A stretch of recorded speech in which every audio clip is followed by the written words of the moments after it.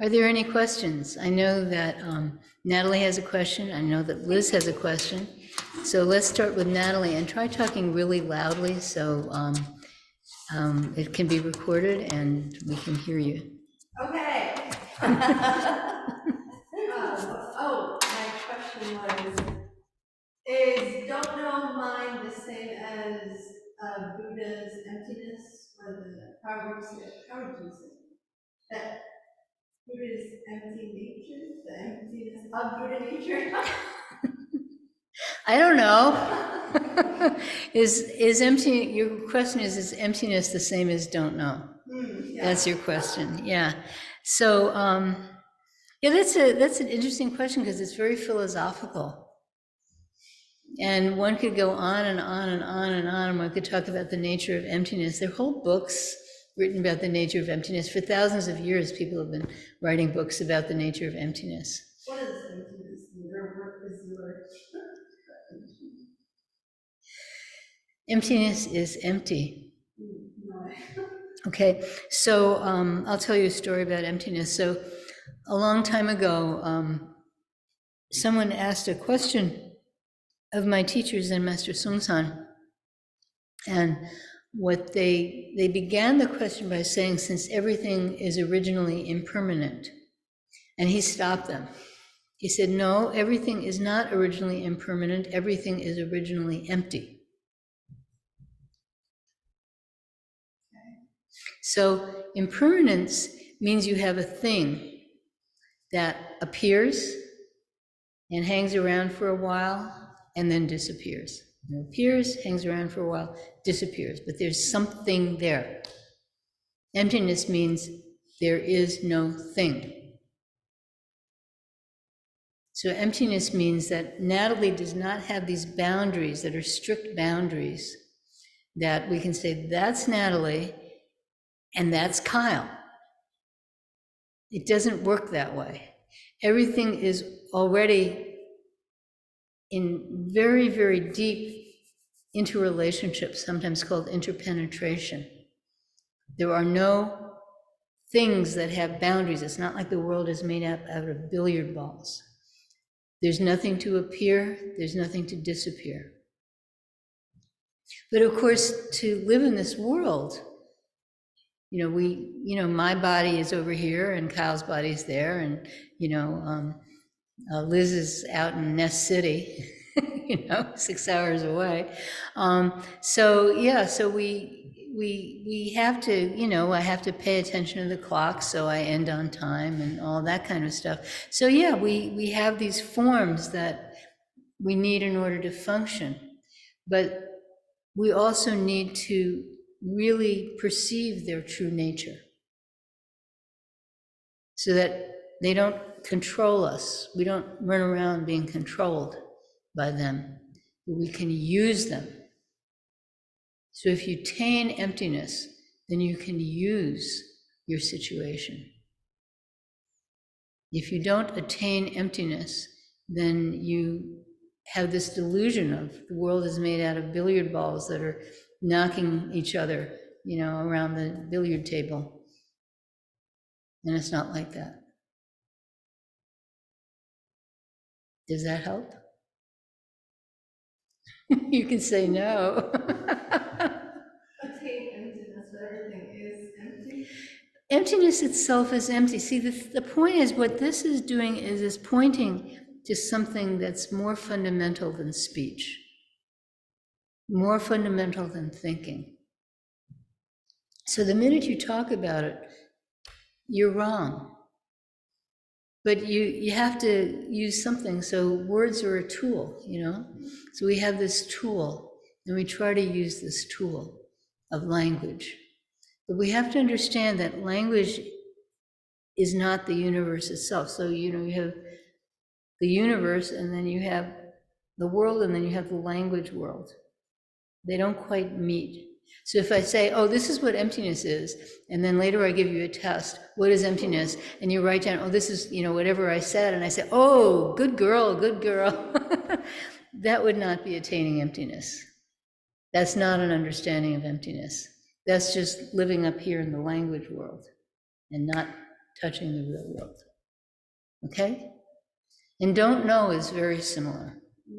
So don't know, again, it's pointing to something that's more fundamental than speech, more fundamental than thinking. So the best way I have to explain don't know is I had a friend who asked me to be with her when her baby was born. I wasn't like a doula, I didn't know what I was doing, but she wanted me there with her husband while her baby was born. And the baby took longer than usual to come out. The head popped out, and then the rest of the baby didn't come out so quickly. And so there's this baby, and only its head is there. And you could just see, like, whoa, what is this? Except not what is this, because this baby didn't have language, right? It's not even born yet. It's sort of like, a quarter born. 1/4 of it is born, the rest of it has to come out. Maybe a third, because babies have these big heads, right? So, but this mind is just like taking it all in. That's don't know mind. This mind is completely open, not trying to make things fit into some kind of idea of things, just completely open. That's don't know mind. Okay? So thank you. Liz, you said you had a question. Yes, when we were reading the temple rules yesterday, or it was last night. And it said on eating, it was on the eating part where the monk said, day without work is a day without food. And that's Bajang, yeah. And then it went into, there's inside work and there's outside work. Mm-hmm. And I think until yesterday's reading, I always considered that, well, I don't know what I really considered it, to be honest with you, but it wasn't referring to any work like cleaning the Dharma room or cleaning the bathrooms or going out and weeding. It wasn't the physical labor. It had to do with if I'm remembering it correctly, and maybe I'm not understanding it, but outside work seemed to be the connectedness with other people, the interaction with the Sangha, and the inside work was sitting on the cushion. And I'm just wondering, is that what he was talking about? And originally, was it work about practice, or I thought it had more to do with go out in the garden and grow your food. If you don't grow your food, then you're not going to have anything to eat. So I guess just can you speak to what he's pointing to with a day without food, or a day without work is a day without food? Without eating, yeah. Bajang, so before Bajang, all Buddhist monasteries, temples, etc., the way that they got whatever they had was by begging and by donors. So the monks or nuns would go out with their bowls, and they'd go into the community, and they'd have their bowls, and people would put food into it, and whatever people put in, you'd have to eat. You didn't get to say, oh, I don't like chocolate, I'm sorry. You didn't even get to say, I have a gluten allergy. I mean, whatever they put in there, you'd have to eat. And that's how they ate. And then they were not allowed, the monastic rules do not allow monastics to carry money. And this is still kept very strictly in Theravada in Southeast Asia. Mahayana, they make that vow, but they don't follow through on it. Because Mahayana, it's always, we don't take the vows literally, what's the direction of these vows? So, so they everything was from donations. And that meant that the Buddhist institutions of any kind were dependent on others.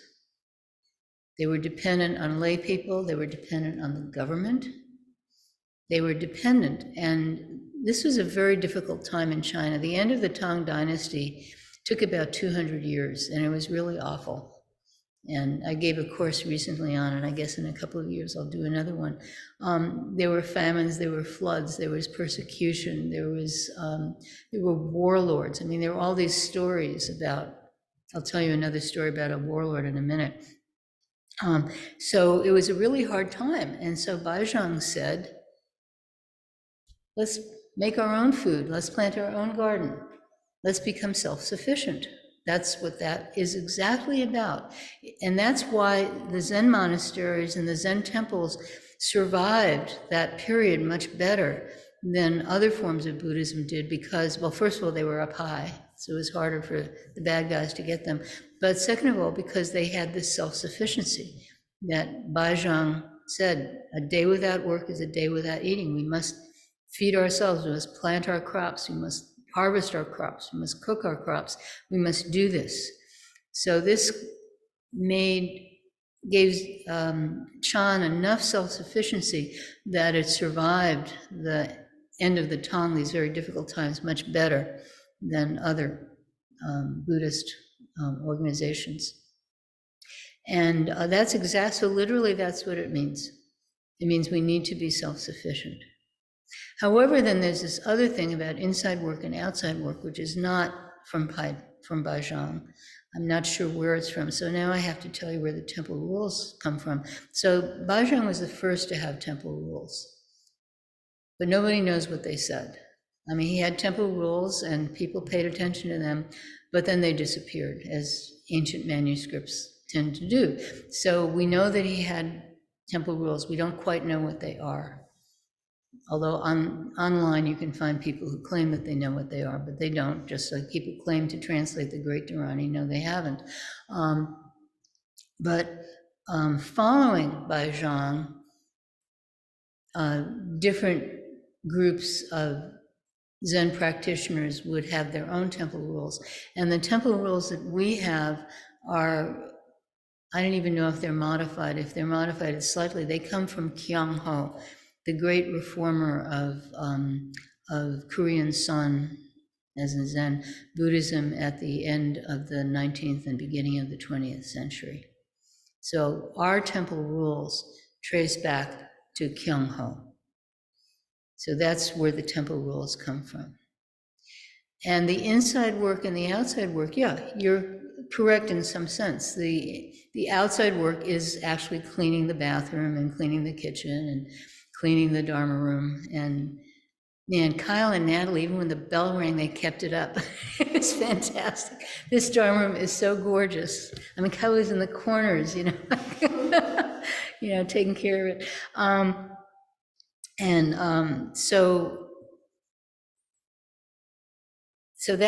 So outside work, your job, taking care of your kid, helping your spouse, that's your outside work. And yeah, your inside work, it's not necessarily sitting, but it's practice. It's as Zen Master Daekwang Sim likes to say, looking inside. I'm not fond of looking inside because then you think there's something to see, but but that direction of examining your mind, watching your thoughts, prostrating, chanting, putting your attention not to something which has a goal, something that has some kind of, I'm going to practice piano and learn this piece. I'm going to feed my child. Even that is a goal. So the inside work is not goal-oriented.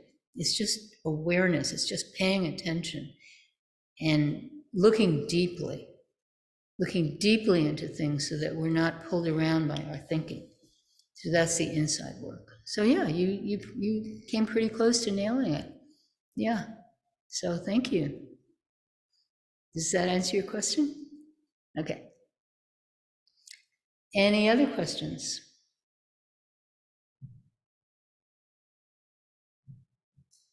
Okay. I also had a question about the eating section. So please, loudly.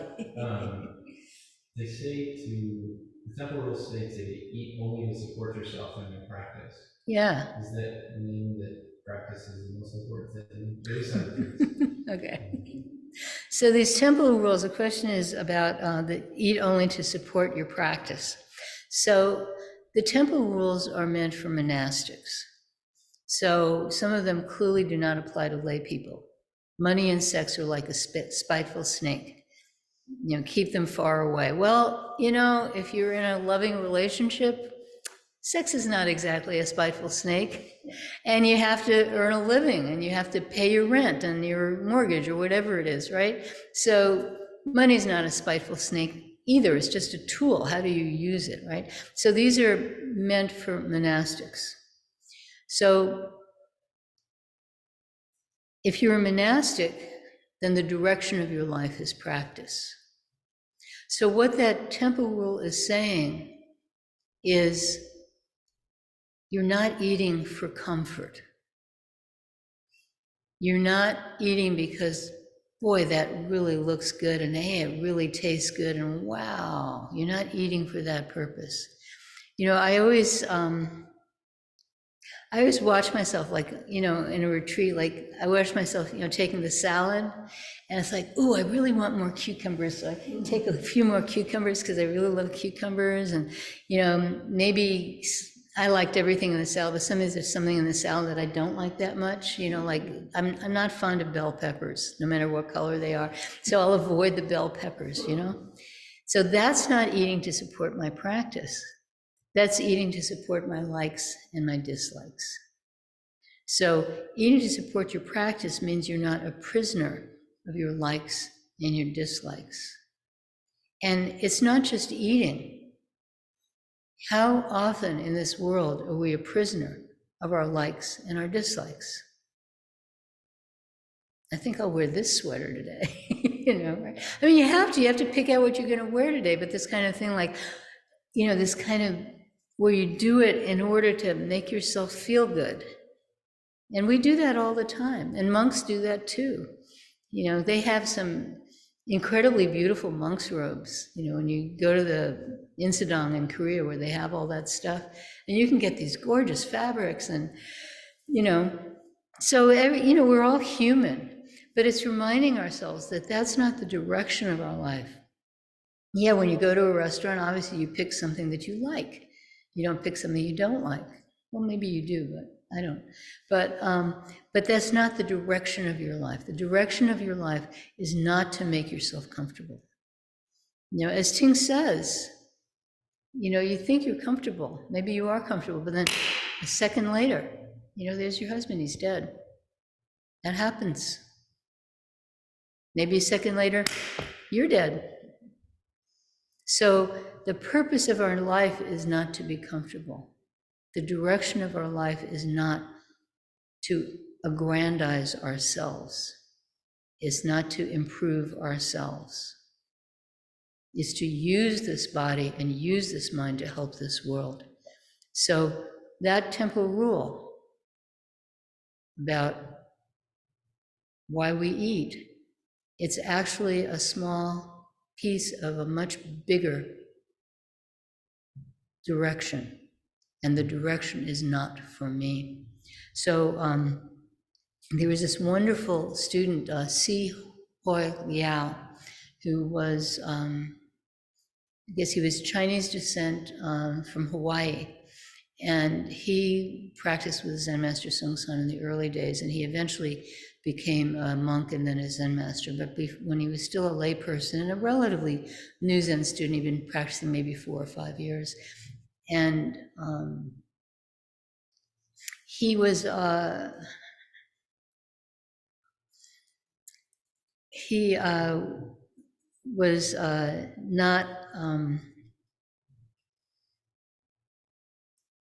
didn't like go in for all the formality that a lot of people do, and he would talk back to Zen Master Sung San, and you know, he wasn't afraid of anything, and so one day he wrote Zen Master Sung San a postcard. What is the fast road to Zen? You know, I want to be enlightened. You know, the subtext was, I want to be enlightened right now. What's the quick way to do it? You know, so what is the fast road to Zen? And Zen Master Sung San wrote back, not for me. So, same point. The direction of our lives ultimately is not for me. That's very important. So that's the direction of our practice. Okay? Thank you. Are there any other questions? Oh, yeah. You were going to tell a story about a warlord? Oh, yeah. It's not about me. I'm lucky. I've never run into any warlords. No, this is about Amdu. In Chinese, it's Yamdu. So Amdu shows up in one of our major kangans, the kangan about Doksan carrying his balls. So he was a student of Zen Master Doksan, and he later became a great Zen master in his own right. And of course, he had a temple on the top of a mountain because that's what people did. They had temples on the top of the mountain. And this was in a really, really bad time at the end of the Tang Dynasty. And the way he died was that, the other monks noticed that there was a retinue of thugs, led by a warlord, some kind of warlord bandit. They all kind of blend together, but there was a little tiny army coming towards the temple to rob and steal. And generally what they would do when the monks saw this is they'd go hide, and then these thugs would take the gold Buddha and whatever else. That's plaster, by the way. No point in stealing it. They would, take all the good stuff from the monastery and maybe some food and maybe burn the place down or whatever they felt like doing, and then disappear. And then the monks would come out and rebuild. That's sort of the standard thing. And Amdu said, I'm tired of this. I'm not running away. I'm just tired of this. He's an old man at that point. I'm tired of this. I'm not going anywhere. And so he sits in front of the Buddha, kind of like I'm sitting in front of the Buddha, except probably was a much bigger Buddha. He's sitting in front of the Buddha, and you're not warlords. And so he's sitting in front of the Buddha, and, the warlord comes in, and he's like, I could kill you. And, Amdu doesn't move a muscle. And so the guy runs Amdu through with the sword. And as Amdu is dying, he screams. A scream so loudly that it can be heard 20 li, which is a li, Chinese measurement. It's the equivalent of 6 miles. It can be heard 6 miles away. Now think of what kind of scream that must be so that you're heard 6 miles away. It's non-trivial, So Amdu gives a scream as he's dying. Now, it's interesting how this goes, because usually these stories where the warlord, comes across the Zen master, the first thing is that the Zen master just sits there, and then the warlord says, oh, I see. I am so sorry. Please, may I become a monk? That's one version. And then another version is that the warlord kills the guy, and the guy just sits there, doesn't say a word, but Amdu screams. So that's really interesting. That's not how this story is supposed to go. So about 1,000 years later, maybe 900 years, a long time later, Hakuin in Japan hears this story, because everybody knows the story. And, Hakuin's a young monk, and he's trying very hard to, become enlightened, and et cetera, and he hears this story, and he had the idea that most people have, which is if you're truly enlightened, then nothing bothers you, And so he had this question. This great Zen master screamed in pain at the end of his life. Why am I practicing? What is the point of practice? And he went around and he asked all these Zen masters in Japan, why did this happen? And none of them gave him a satisfactory answer. None of them really went to the heart of the matter. And he sort of had a nervous breakdown over it. And finally he found some Taoist guy who said, okay, imagine, that you have butter on your head and that it's melting through your bones and your muscles and going, and then he did that kind of meditation, and then that cured him. They didn't have cow's butter, so I don't know what, but it was something like butter, going through. So this is a very great story and a very great teaching that Amdu screamed. It's like if it was the standard story, Hakuin never would have worried about it. He would have said, oh, great Zen master, yes, mind does not move, but instead it's like, wow, what happened here? So this is a tremendous teaching. It's like Namchan killing the cat. Wait a minute, he killed a cat. He killed something, a cat. So these are great teaching stories because it's like, it's not what you expect. It forces our mind to say, wait a minute, what is going on here? And it sort of explodes our mind. The things that we hold on, the kind of sort of, preconceptions that we have about the world, the assumptions that we make are just blasted into smithereens. So that's the story of Amdu. And of course, Hakuin became a very, very great Zen master. He was a great reformer of Rinzai Zen in Japan. Dogen, a few hundred years before him, was the great reformer of Soto Zen, and then Hakuin was the great reformer of Rinzai Zen. But it was that story of Amdu that was crucial to his awakening. So that's the story of Amdu, or at least of his death. Thank you for giving me an opportunity to tell it. It's such a great story. Are there any other questions? Yes. Okay. All right. We'll have Liz and then Natalie. In the Compass of Zen classes that they're having on the 360 series, Mm-hmm. We were talking about, and it seems that it's framed like that's more quote unquote Theravadan teaching. What is Theravadan teaching? That's right. I didn't mention the 12 chain. Yes, that's right. The 12 chains of yeah. Yeah. Infinite origination. Yes.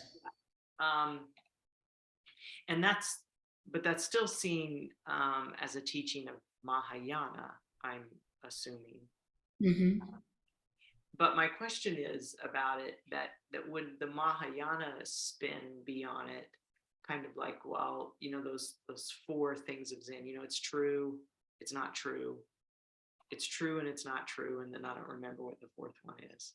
But do they use, would the Mahayana or would the Zen use that approach with some of those? Okay, so that's the tetralemma. This is, tetra means four, lemma means statements. Okay, so that's the tetralemma. It has various forms. It actually goes way back in Indian philosophy. I think it predates Buddhism, but it's very much used by the Mahayana. It's not so much used by the Theravada, but it's very much used at the Mahayana. It's central to Nagarjuna's teaching. So Nagarjuna was the great exponent and possibly founder of the Madhyamaka, the middle way, which does not mean not hot, not cold. Middle way means not is not. So the best way to, since I used to teach mathematics, I use variables when I describe the tetralemma. So there's several forms of it. And one form of it is X is X. That's the first statement. X is not X. That's the second statement. X and not X. That's the third statement.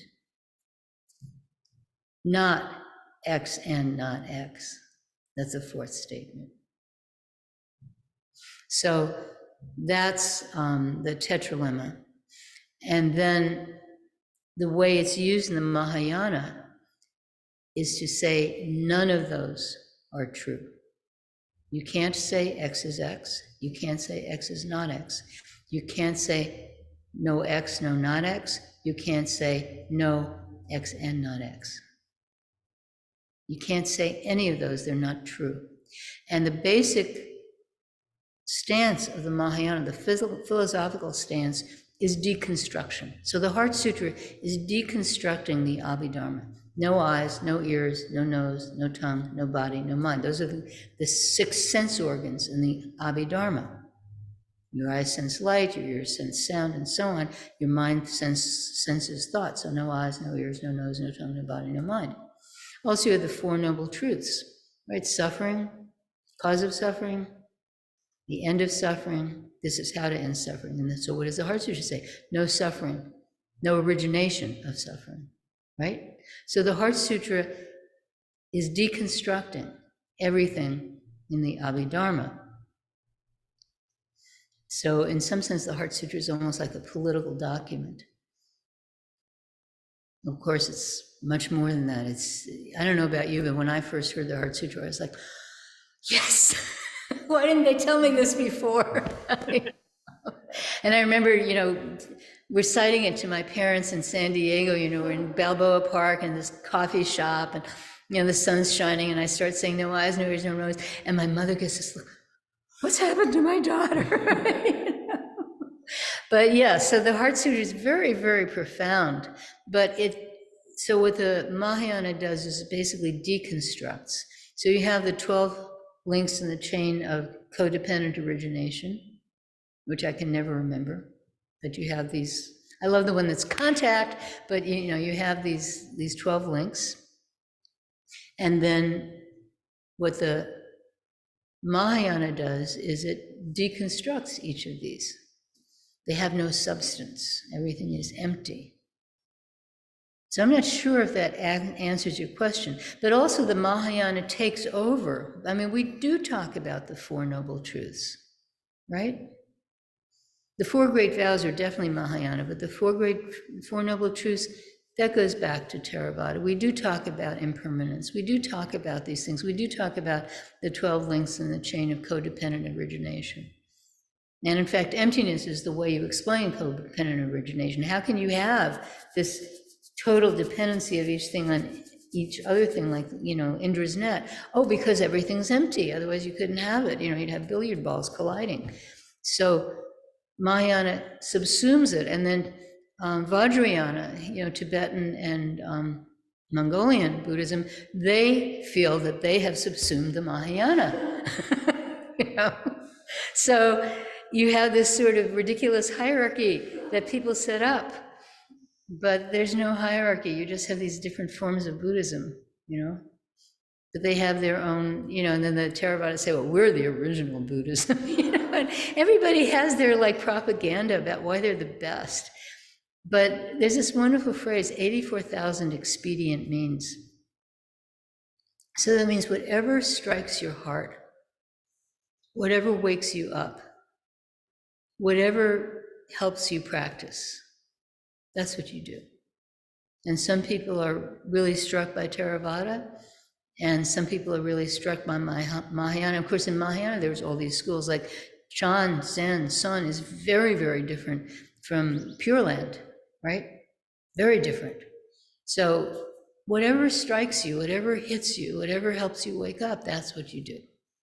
Okay? So, thank you. You had something? Yeah.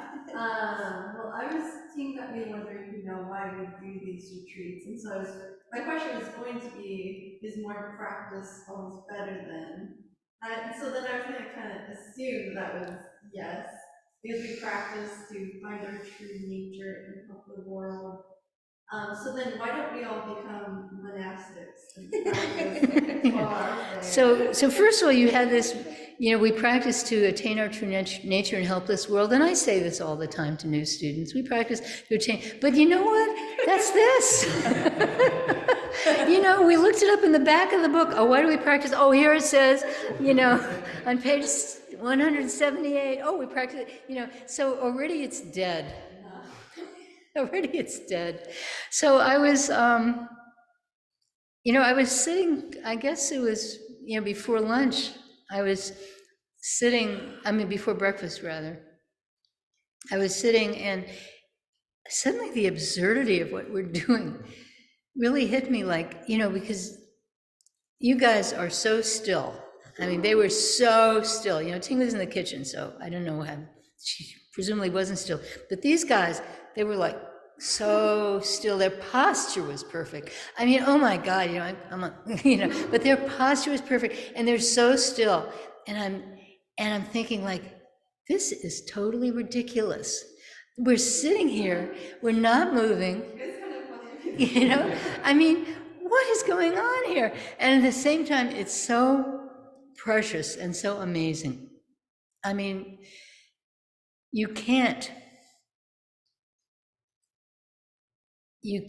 let go of the hindrances without doing something like this. You just can't, because they'll grab you every time. They grab you by the scruff of your neck and they don't let go. You know, it's like a cat shaking a mouse that it's got in its jaws, and we're the mouse, and it's our messed up minds that are shaking us around. I mean, this doesn't make any sense, but that's how it is, you know? And so how do you escape that without sitting for long hours? I mean, you get up to stretch your legs and do walking meditation, but basically for long hours where those things can try to grab you, and maybe they do grab you because, you know, your mind goes, but you're not following up. You're not acting. You're not sending an angry text. You're not sending a bunch of hearts, you know? You're not painting your kitchen. You know, whatever comes into your mind to do, you're not doing that. You're not practicing your instrument. You're not doing any of that. You're just sitting, and it can't control you. It doesn't control you. And then you begin to see the reality. You begin to see this fundamental emptiness of this stuff that, you know, we think lives in here. It doesn't actually, but that's a good metaphor. We think lives in our frontal lobes, and that just pushes us around all the time. Or our reactions, so, you know, that person did this to me, or, oh, I really want this person to like me, you know, all that stuff. It can twirl around in your head, but you're not doing anything about it. And you have this really basic, boring practice, whether it's, you know, saying a mantra or counting your breaths or what am I don't know, or, you know, there are other practices, whatever it is. You have something really boring with no intellectual content to bring your mind back to not pay attention to other stuff going on. Without that, I don't know how we can live a sane life. Okay? So it's not, oh, you know, find our true nature and help this world. Those are words. But you have that experience, oh. And then when there's a need for something, whether it's, you know, with a friend or a relative or something that has to be done in your work or whatever it is, when there's a need for something, there's no wall between you and that thing that needs to be done. You can just do it cleanly, 100%, without worrying about whether people like it or don't like it or how's it going to turn out. You know, you just do it. You just do it, and then maybe it turns out okay, maybe it doesn't turn out okay. You just do it 100% in that moment. So that's why we practice. And retreats, yeah, retreats are much better, because when you know, I mean, I want to have a 5-day retreat, man. I can't even get people to do a 2-day retreat. And, you know, retreats are so fantastic, because then, you know, the stuff really, like, you can really see it for the idiocy that it is, because, you know, it's not there, you're making it up. It's really clear that you're making it up, because it's not in the room with you, you know, unless, you know, maybe you're mad at, you know, Ting or Kyle, and then you can sit there and look at them. Maybe you're mad at me, I don't know. But we can't be mad at Liz because we can't see her, except right now because she's projected. But she can see us. She can be mad at all of us. So, but, you know, it's so clear that that's just bullshit. And you just see it. You just see it for yourself. And long retreats are really fantastic. I remember, you know, I've done like 4 or 5 3-week retreats, maybe 1 4-week retreat, and then I did this 90-day retreat when I turned 65, because I said, If I don't do it now, I won't be able to do it. I'm going to be old and decrepit. That was 12 years ago. So, and I am old and decrepit. But anyway, so yeah, so I was, I'm sitting there for 90 days, and I had a friend who was in some kind of crisis in her life, and when your friend's in crisis, you try to think about how you could help them, what they should do, And even though I was on this 90-day retreat, I wasn't going to talk to her for 90 days. I was still thinking about her. Oh, she should, this is, and then after like 2 weeks, I realized, the situation might have resolved. I have no idea. I've been up here on this mountain for 2 weeks. I'm not communicating with anybody except, the people running the place to tell them what groceries I want them to buy. That's it. And I have no idea what's going on. And then it's like, whoa. And you know what? We never have any idea what's going on. I mean, we just think we do. We make up these stories all the time. We're just constantly making up stories, and we're usually the main actor in the stories. And we do that all the time. And then, you sit at a retreat and you start seeing how completely ridiculous this is. It's a lot more ridiculous than sitting in silence, unmoving. So yeah, so we sit retreats to have this taste of how stupid we are the rest of the time, to really let that stuff clear out. And then you ask, why don't we all become monastics? Well, I don't know. I mean, I could tell you the excuse I gave myself. I was a mathematician, and I was a woman mathematician, and there weren't many women mathematicians back then. And a lot of people had gone to a lot of trouble to help me. And I thought, if I become a nun, then I will be betraying these people because, they trusted me to do a certain thing. And so I have to do this thing. Now, a few years later, I look back and said, after I was safely married, and I thought, that was bullshit. I was just, I just didn't want to give up my comfortable life, So some people become monastics, and some people, are lay people. And some people are sort of like a hybrid, like they go to group practice all the time and sit lots of retreats, but at the same time they have, their job or whatever. So yeah, so you live your life as it shows up. Monastic isn't any better than layperson. That's really important. Our school is very interesting because most traditional schools, Buddhist schools out of Asia, they really elevated especially the monks. Nuns have a much harder time, but especially elevated the monks into like high spiritual status. And the idea is that lay people can't really get enlightened. I just realized I had Yeah, that. right. But our teacher, Zen Master Sung San, he made people teachers. He gave them Inca or transmission, full authority as teachers. Inca is the first level of full authority, and then transmission. In Japan, they switched the terms. But, he gave full authority to lay people as teachers and to monks as teachers. He never gave it to a nun because the nuns didn't stick around because their life, this is not pejorative, it's just really harder to be a nun. So we don't have in our school any nuns who stuck around long enough. I wish we did. But he didn't distinguish between the two. And a lot of other schools, they distinguish. If you're not a monk or a nun, you're not a real teacher. And there's also some Japanese teachers who work with the monastic tradition. They don't even have, in Japan actually, they don't have monks and nuns, they have with priests, but they're treated like monks and nuns. And this is because the Meiji Restoration in the 19th century did away with the monastic sangha because it's a big political threat. Monastic sanghas are always a political threat because they can't be controlled by the government. So the Meiji Restoration did away with them, but they still kept this other thing. And so there are a lot of, even in this country, a lot of the Japanese schools won't give full authorization to lay people. But then, and some of them do, but in Japan, there's this group that Yasutani was one of the people, and I'm forgetting the other one, they created a completely lay. They themselves had, were priests, but they created a completely lay school exactly to do away with that. And it's now called Sanbo Zen.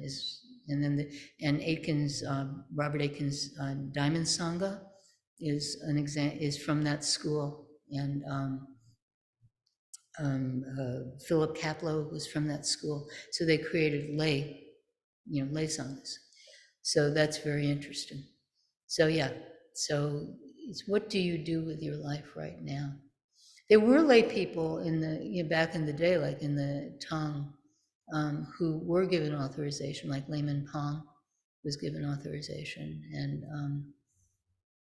Hakuin gave some sort of authorization to a woman whose name I'm forgetting, but Zen Master Sung San stole the story and made it the story of Sewell, but that wasn't her name, and she was Japanese, not Chinese. But Hakuin gave some kind of authorization to lay people also. I'm not sure exactly what. So yeah, you just, whatever situation you're in, use it. Don't be used by it. You use whatever situation you're in. That's the point. Yeah. And believe me, there's monks and nuns are not like holy. In fact, the Jogye order in Korea has had a lot of scandals about like gambling and stuff like that. So, nobody's perfect. We just all have to try together. Yeah. So thank you. Are there any other questions? Just a comment in Providence. Say loud. Just a comment that in Providence Zen Center there are mixed together monastics and lay people, and lay teachers and monastic teachers. So that was the Master Song San's original plan, is to have two.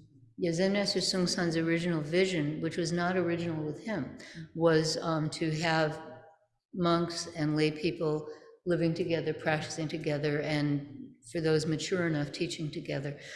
This actually, Kyung Ho was, as far as I know, the first person in Korea to do it, but maybe someone before him did it. There's a lot of sense in many communities that monastic sanghas have a certain kind of corruption. Like if you, the wonderful anime Princess Mononoke, Miyazaki's amazing movie Princess Mononoke, the bad guy is a monk. Okay? Because there's this feeling that these monks, not so much nuns, but these monks, people give them things, they don't have to work for anything, so there's a kind of corruption in that. And so, everyone respects nuns because they don't get any of the goodies. But also they're looked down on because they're nuns. It's all very complicated. But yeah, we're all just human beings working together. But yeah, that was Kyung Ho's vision, and then Zen Master Sung San's vision, is that you don't separate out the lay and the monastics, and you don't elevate one above the other. But in practice, what you have in Asia is you have these monastic sanghas in which some people live and practice. And there are a few lay teachers in Asia. And then in America and Europe, you have very, very few monastics, very few, like less than a handful in each place. And the sanghas are mostly lay sanghas. And in the old days in Providence, you had like about 8 or 10 monks and nuns. You had both, and you had and then you had the lay people living there, and there were a few more lay people, but not that many more. And it was really wonderful. I always say it's like the wings of a bird. A bird needs both wings. You can't just fly on one wing. But most of us are flying on one wing, and then the other wing is kind of atrophied. Either more to the monastics or more to the lay people, and it's really too bad. And I should say, in our school, we have incredibly vital nuns in Hong Kong. Oh my God. It's run by nuns. They are amazing. They're absolutely amazing. Yeah. So. I was actually told by Kathy, she's very public about it. Kathy Park is a young teacher who was in South Korea and who is So I have to repeat what you're saying. Lay teacher. Yeah, Kathy Park is a lay teacher, and so is her husband, Anjay. Right, so she said there's actually the people who train, the hardest is the nuns who are training, the nun teachers are training the nuns in both Malaysia and Hong Kong. Yeah, Those are the strongest in practice. Because nuns don't get the perks that the monks do. So if you're going to be a nun, you have to be really committed to it, because you're not going to get the perks that the monks do. And so, yeah, in Korea, after the Japanese were defeated and they were kicked out of Korea, the nuns really led the movement to restore celibacy to the Jogye order, and did a lot to rebuild temples. Again, because you have to have this really strong impetus to be a nun. Although they're wonderful monks too. Yeah, I don't want to put anyone over another, but yeah. I just met Zen Master Bon Hae in Hong Kong. Yeah. One of the strong ones. That was something really, she trained. She was ordained in Theravada. Yeah, so I want to talk about that. Yeah, so and also it's just quite wonderful. What she said, when I went to Thailand, they didn't treat the nuns very well. Monks is much higher position. And what she says is like, but I don't mind because I just want to practice. And she's still like that. yeah, Very strong. Daquan Sanim, who's a nun from Malaysia, but she originally from Malaysia. She was born in Hong Kong. Oh, really? To a Okay. Muslim family. Oh, really? Okay. Anyway, born in Hong Kong to a Muslim family. She found herself practicing Theravada, and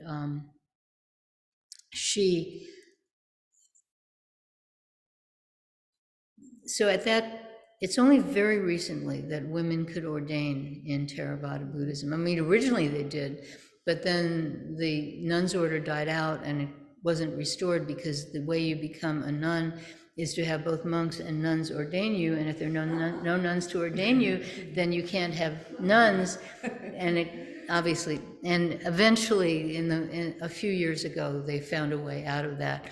But so she was practicing living as a nun, but without the kind of respect in the Sangha, without the sort of, it's basically low class, you're low class. But she practiced really, really hard, and she has wonderful stories about practicing in this cave, and and poisonous snakes and stuff like that. And yeah, she's really amazing. But this mind is very important. This mind that whatever crap is going around you, you can speak out about it. You can work to do something about it, but you don't let it destroy you. I was thinking like Martin Luther King, same kind of thing. Like he was obviously a real activist. He did all this stuff, but he didn't let the way he was being treated get him down. And that's really important, that you have this strength, that whatever is going on around you, you don't let it get to you. So, Daquan Sanim, before she was Daquan Sanim, whatever her name was, would practice really hard in these Theravada temples. Even though she knew she would never be a teacher, she wasn't getting the same kind of respect that the monks did. It's things like the nuns have to sit behind the monks at ceremonies, and then the laymen sit behind the nuns, and then the lay women sit in the back. I mean, it's this kind of stuff, but you don't let it get it to you.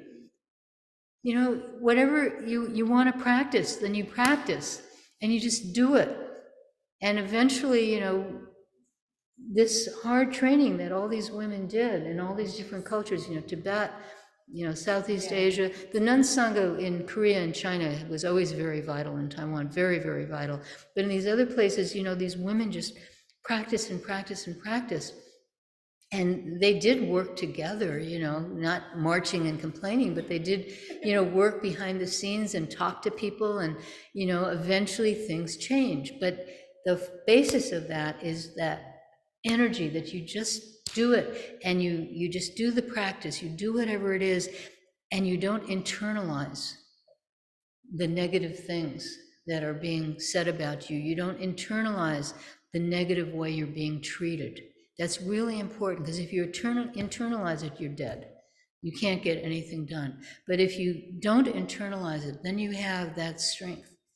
Then you can change things. And even if it doesn't change in your lifetime, you are contributing to that change. So that's really important. Yeah, Daquan Sanim, she's a real force. She was like the first time we ever met, it's just on Zoom, we have 15 minutes. She just said, bowing is very important, so bow. It's like this tree, she showed a picture of a tree, it bends. So if you keep bowing, it's like the tree, you're bending, all your egos are going down every time you go down, and then you will find your space like this tree while you're bending. It's really amazing. First 15 minutes, she told me to bow. I was just like, it's one of those things you really, even across the screen, it really touches you. Yeah. She reminds me of my aunt. She's speaking this, she's calling me my Chinese names. Like, wow, we're teachers speak Cantonese if you ever come here. Okay. It's just like very wonderful that she's not bitter. Yeah, no, she's not bitter. That's the point. All those years, you can't. nobody. You cannot. You cannot be bitter. Yeah, because if you're bitter, they've won. Yeah, so I thought that was amazing. Yeah, that's right. You cannot be bitter, and anger doesn't really help either. Yeah, this is basically just bow. Just tell me to bow. Anyway, well, that's quite a while here. So, thank you, everybody.